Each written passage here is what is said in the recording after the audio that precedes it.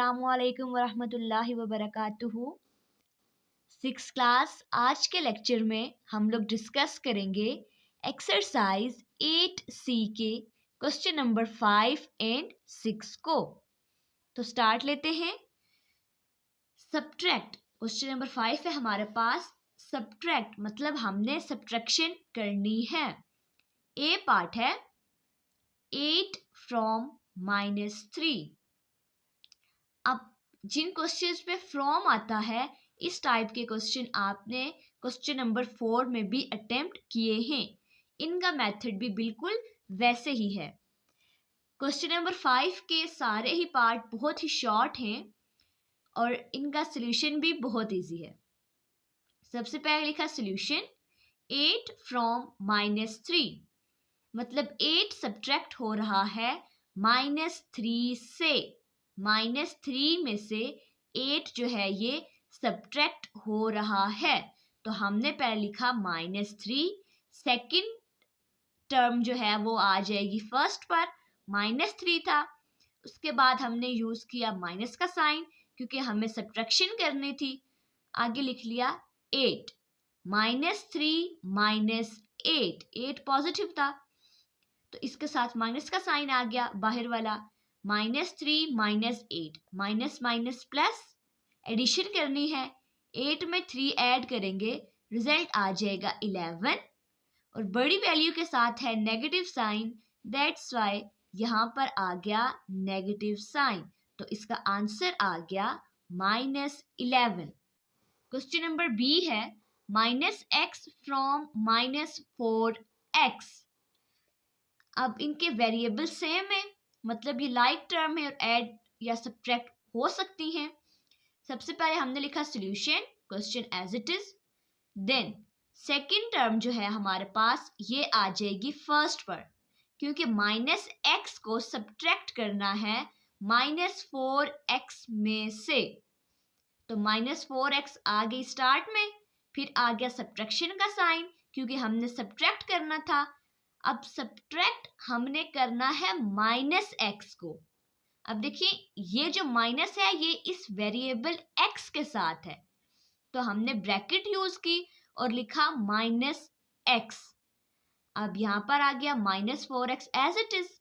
अब minus sign जब यहाँ पर अंदर मल्टीप्लाई होगा तो minus minus plus positive x आ जाएगा। तो माइनस प्लस माइनस होता है, -4x + x, मतलब हमें यहाँ पर सब्ट्रैक्शन करनी है। तो 4x में से 1x को जब हमने माइनस किया, रिजल्ट आ गया 3x और बड़ी वैल्यू के साथ था नेगेटिव साइन, सो यहाँ पर आ गया साथ नेगेटिव साइन। तो आंसर आ गया -3x। क्वेश्चन सॉल्व हो गया। क्वेश्चन नंबर सी है -5xy फ्रॉम 5xy। अब इस क्वेश्चन में देखें हमारे पास सब दोनों टर्म्स हैं वो सेम है, बट एक नेगेटिव साइन के साथ है और एक पॉजिटिव है। सबसे पहले हमने लिख लिया सॉल्यूशन, क्वेश्चन लिखा एज इट इज।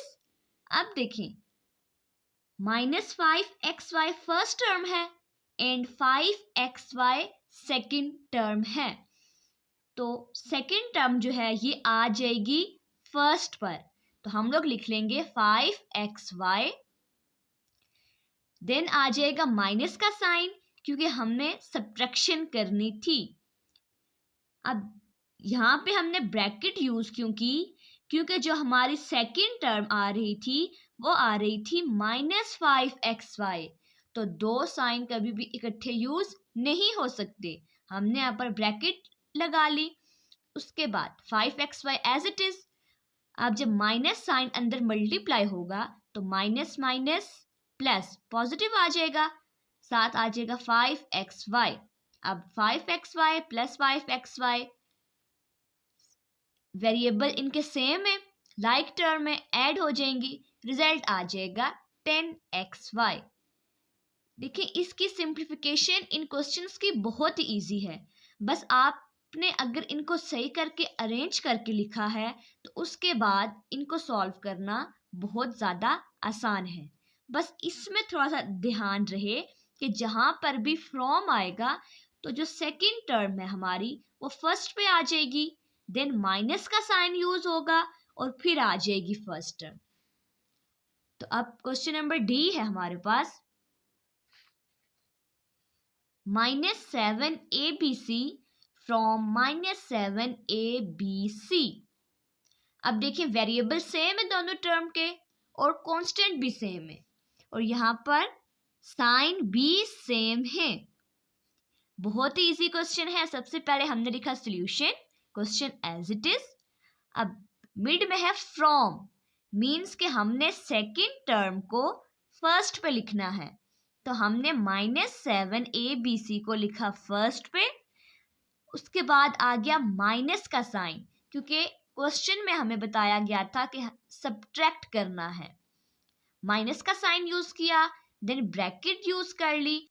अब सेकंड टर्म क्या है, -7abc। अब इस क्वेश्चन में जो फर्स्ट टर्म है वो ये वाली है -7abc और जो सेकंड टर्म है वो ये वाली है, तो -7abc एज इट इज आ गया। अब यहाँ पे क्या है, जब माइनस साइन अंदर मल्टीप्लाई होगा तो -7abc को पॉजिटिव कर देगा, क्योंकि माइनस माइनस प्लस आ जाएगा। अब देखें ऑपोजिट साइन है तो ऑपोजिट साइन हमेशा कैंसिल आउट हो जाते हैं, -7abc + 7abc कैंसिल हो गए, रिजल्ट आ गया हमारे पास 0। ई पार्ट है y - x फ्रॉम -x, कि y - x जो है ये सब्ट्रैक्ट हो रहा है -x में से।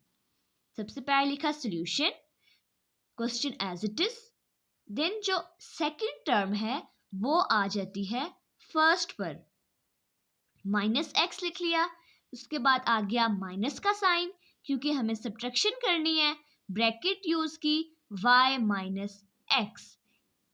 इसका मतलब ये है कि जो ये माइनस का साइन है ये इन दोनों टर्म्स के साथ है, तो -x आप जब ब्रैकेट खोलेंगे तो माइनस का साइन अंदर मल्टीप्लाई हो जाएगा, -y और यहां पर था -x, तो माइनस माइनस प्लस x आ जाएगा। अब इधर देखें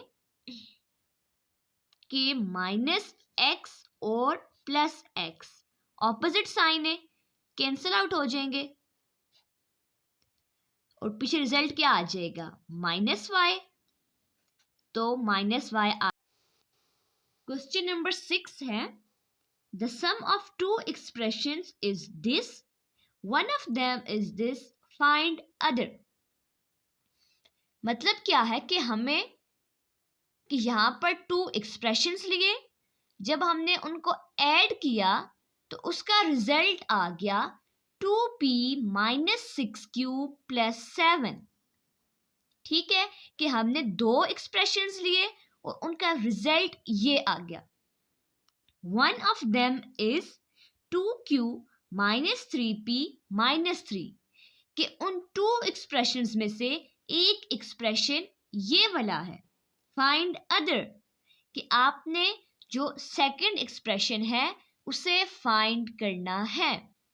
हमारा स्टेटमेंट वाला क्वेश्चन आ गया।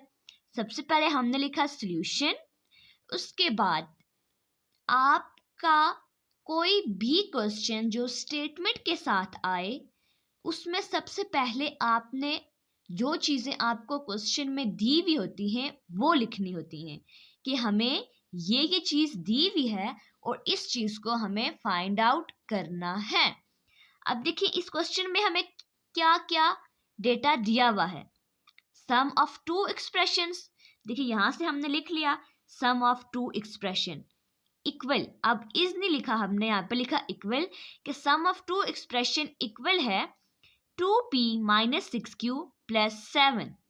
ठीक है, उसके बाद फर्स्ट एक्सप्रेशन, यहाँ पर था ना कि वन ऑफ देम, मतलब उनमें से एक एक्सप्रेशन, मतलब वो फर्स्ट था, फिर तो हमने लिख लिया फर्स्ट एक्सप्रेशन 2q - 3p - 3। अब यहां तक हमें क्वेश्चन में गिवन थी चीजें। अब नेक्स्ट हमें फाइंड क्या करना था, फाइंड अदर, मतलब हमने दूसरा जो इसका एक्सप्रेशन है वो फाइंड करना है। तो यहाँ पे हमने लेट कर लिया खुद से कि let second expression equals to A. अब इसको हमने ए के इक्वल क्यों किया? क्योंकि ए वेरिएबल है और वेरिएबल की अपनी कोई स्पेसिफिक वैल्यू नहीं होती, तो हमें ए ऐड कर लिया। मतलब कि जो सेकंड एक्सप्रेशन है उसकी वैल्यू अभी हमें पता नहीं है, तो इसलिए हमने यहाँ पर ए लेट कर लिया कि उसकी वैल्यू कुछ भी हो सकती है। तो अब क्वेश्चन में था क्या कि सम है।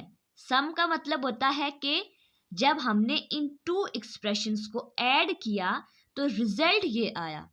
तो हमने यहाँ पे ऐड कर देना है first expression plus second expression. First expression हमारा ये वाला है 2q minus 3p minus 3 plus कर देना है a को, क्योंकि हमने यहाँ पर सेकेंड एक्सप्रेशन को लेट किया है a, अभी हमें इसकी वैल्यू पता नहीं है। तो इन दोनों एक्सप्रेशंस को जब हमने सम किया तो आंसर हमारे पास ये वाली चीज आ गई। सम ऑफ टू एक्सप्रेशन क्या था? ये वाला। तो उसको हमने यहाँ पर लिख लिया। अब देखिए यहाँ पर हमें वैल्यू किसकी फाइंड आउट करनी है? ए की, ताकि हमें पता चल सके कि सेकेंड एक्सप्रेशन कौन सा है। तो हमने पहले 2p माइनस 6q प्लस 7 लिखा एज इट इज। अब यहाँ पर जो था 2q माइनस 3p माइनस 3, इन तीनों टर्म्स को हम लोग इक्वल के दूसरे साइड पे लेके जाएंगे। तो देखिए यहाँ पर था 2q, तो जब ये इक्वल की दूसरी साइड पे जाएगा तो इसका साइन चेंज हो जाएगा। ये बात आपने हमेशा याद रखनी है। कोई भी वेरिएबल हो, कोई भी नंबर हो, जब वो इक्वल की दूसरी साइड पे जाता है तो उसका जो साइन है वो चेंज हो जाता है। तो देखिए नेगेटिव 2q आ गया, यहाँ पर था माइनस 3p, तो जब माइनस 3p इक्वल की इस साइड पे जाएगा तो वो आ जाएगा प्लस 3p। यहाँ पर था माइनस 3, तो जब ये इक्वल की दूसरी साइड पे जाएगा तो आ जाएगा प्लस 3। मतलब इनके साइन जो हैं वो चेंज हो जाएंगे। तो हमने लिख लिया a इक्वल्स टू, अब यहाँ पे जो है इनको हम लोग अरेंज करके लिखेंगे 2p। क्या कोई ऐसी टर्म है कि जिसका वेरिएबल p है? यस, 3p पॉजिटिव साइन के साथ 2p plus 3p minus 6q minus 2q plus 7 plus 3। देखिए हमारी सारी जो टर्म्स है ये अरेंज हो चुकी है। अब इनकी सिंप्लीफिकेशन करनी है तो क्या आ जाएगा? 2p में जब हमने 3p को ऐड किया रिजल्ट आ गया 5p minus 6q minus 2q, minus minus plus addition करनी है। 6q में 2q को ऐड किया रिजल्ट आ गया 8q। अब बड़ी वैल्यू के साथ है नेगेटिव साइन, दैट्स वाई यहाँ पे आ गया नेगेटिव साइन। 7 प्लस 3 आ गया प्लस 10, क्योंकि बड़ी वैल्यू जो थी वो पॉजिटिव साइन के साथ थी। तो a की वैल्यू क्या आ गई हमारे पास? 5p minus 8q plus 10। अब हम लोग ये लिख सकते हैं कि जो सेकेंड एक्सप्रेशन है वो इक्वल है 5p माइनस 8q प्लस 10 के। समझ आ गई आप लोगों को? अब अगर आप लोग इसको एक बार चेक करना चाहें तो वो भी आप कर सकते हैं। आप सेकेंड एक्सप्रेशन और फर्स्ट एक्सप्रेशन को जब ऐड करेंगे तो रिजल्ट आपके पास ये आ जाएगा। तो इसके साथ ही एक्सरसाइज 8C कंप्लीट हो गई है। इंशाल्लाह बहुत जल्द मिलेंगे। तो अगर आपको वीडियो अच्छी लगी हो तो इसे लाइक, कमेंट एंड शेयर कीजिएगा। अल्लाह हाफिज़।